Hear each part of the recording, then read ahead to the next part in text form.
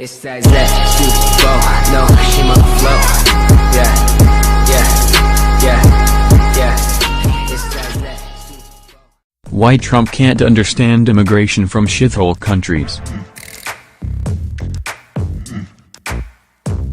Speaking to lawmakers Thursday, President Trump angrily pushed back on their desire to restore protections for immigrants from Haiti, El Salvador, and African countries and said the U.S. should instead seek immigrants from Norway, the country whose prime minister he welcomed Wednesday. Why are we having all these people from shithole countries come here? Trump said, according to the Washington Post. NBC News confirmed the account.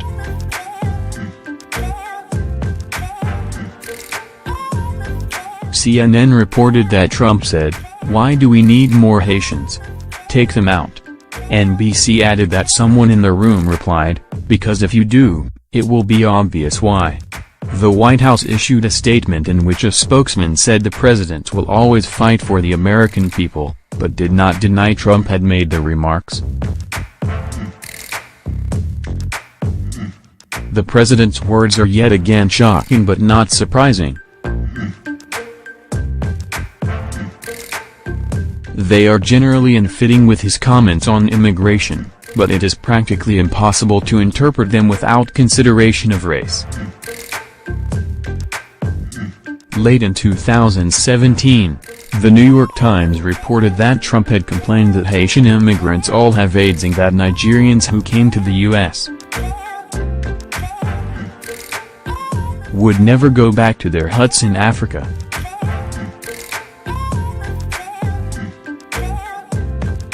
The White House denied those comments.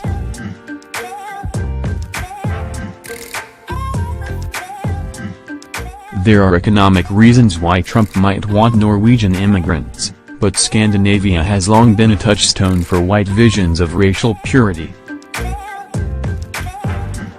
The early 20th century Dillingham Commission, which was convened by Congress, concluded that immigration from certain regions was dangerous to American culture, and paved the way for national immigration quotas.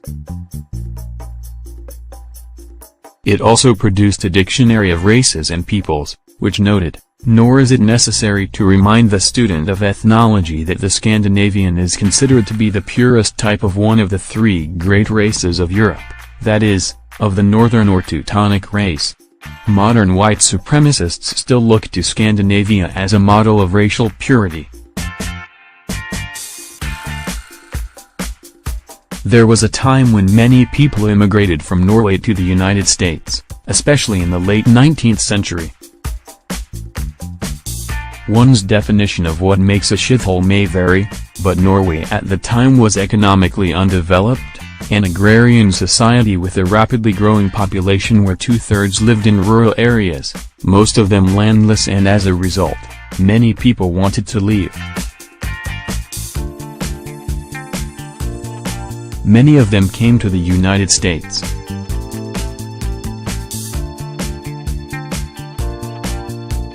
Now, however, Norway is a prosperous place. The less racially charged reasons that Trump might desire immigration from Norway include things like high per capita GDP and high levels of education, precisely the reasons why Norwegians are no longer flocking to American shores. According to a Migration Policy Institute's analysis, there are fewer Norwegians living in the United States than people from any other European country, excluding microstates like Luxembourg.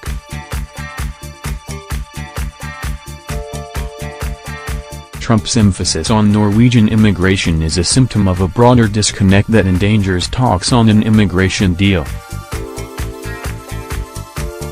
For most leaders in Congress, on both sides of the aisle, there are a range of reasons why the United States accepts immigrants, though individuals weigh these factors differently: humanitarianism, American leadership, economic development, a recognition of America's history as an immigrant nation. While some might want more immigration and some might want less, there is a shared recognition that the reasons people want to come to the United States from places like El Salvador, Haiti, or Nigeria are the same reasons that Norwegians once wanted to come to America. They view their countries as places with restricted opportunities, and they see the United States as a place where they can find better opportunities, greater safety and stability, and a freer political system.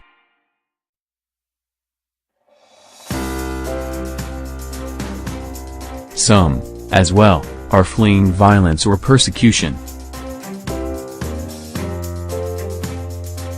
Congressional leaders recognizes that immigrants can contribute to economic dynamism. This is not the case with Trump.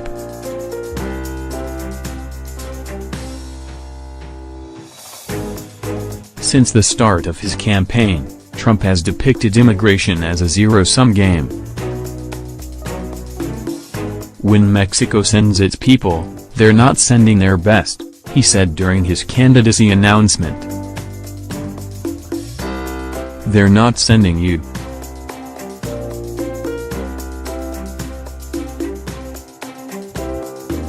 They're not sending you.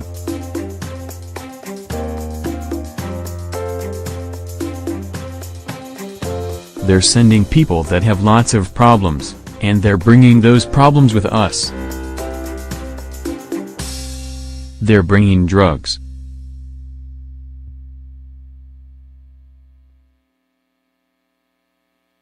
They're bringing crime. They're rapists.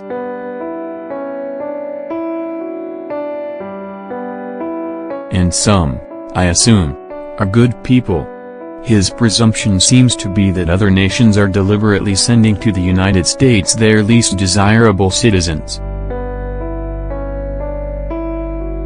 That sounds a lot like the Mario boat lift of 1980, in which Cuba released a number of inmates from jails and mental facilities, dispatching them to the United States as part of a massive refugee exodus. It seems to shape the way Trump views all immigration. He and aides have cited it repeatedly. But in the vast majority of cases, this is not how immigration works. Governments are not deciding who to send.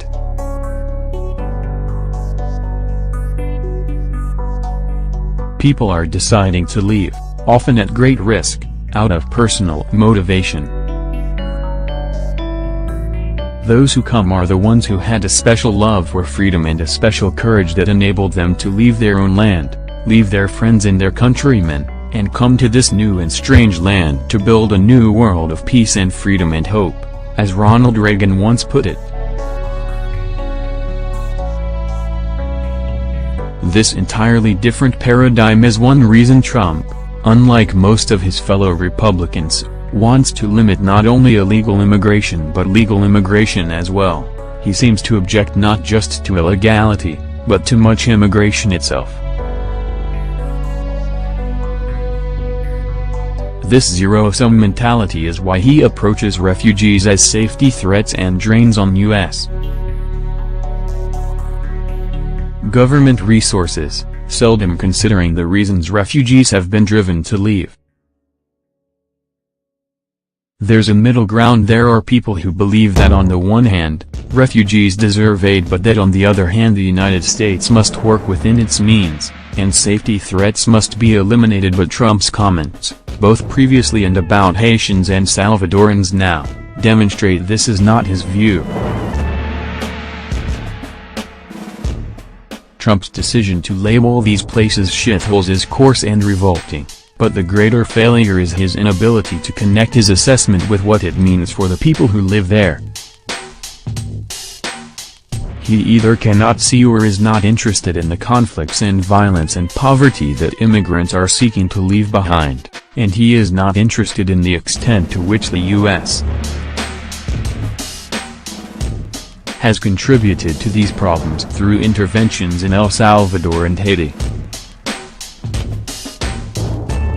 Thus his cavalier attitude about Haitians, though he was more than happy to acknowledge Haiti's problems when that was an effective political weapon against Hillary Clinton, or Salvadorans, 200,000 of whom the government announced this week would have to leave, having been allowed to stay following earthquakes in 2001.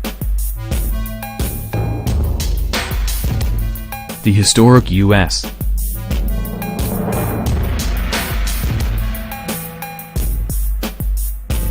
role as a hemispheric hegemon and as a symbol of humanitarianism simply does not interest Trump. Aides last summer held a 90-minute crash course on this topic because he cannot fit it into his calculus. The congressional leaders who Trump stunned with his comments on Thursday have real differences over how to handle immigration.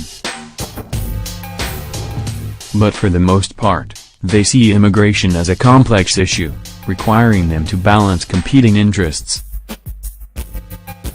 The president, however, cannot seem to see any way that black and brown people from impoverished, disaster-stricken, or violence-torn countries fit into his zero-sum scheme or his overwhelmingly white vision of what America should look like.